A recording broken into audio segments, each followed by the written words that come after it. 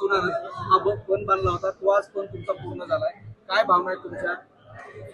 नगर परिषदेच्या विजयानंतर जिल्ह्यातील भारतीय जनता पक्षाच्या प्रत्येक कार्यकर्त्याची मनापासून इच्छा होती की भारतीय जनता पक्षाचा अध्यक्ष हा आपल्या जिल्हा परिषदेमध्ये विराजमान व्हावा.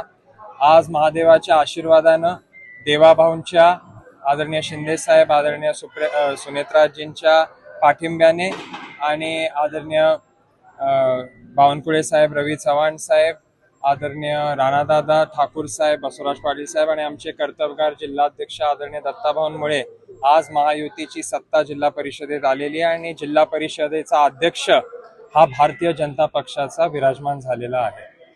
आव्हान दिलं होतं ते आव्हान पूर्ण झालं. दुसरं आव्हान पूर्ण असणार आहे. मी आज आपल्याला एवढंच सांगतो की आमची जी टीम आहे जिल्ह्याची महायुतीची ती इतकी ताकदीनं काम करेल की येणाऱ्या विधानसभा आणि लोकसभामध्ये पण महायुतीचे सर्व कॅन्डिडेट हे प्रचंड बहुमताने विजयी येतील. थँक्यू.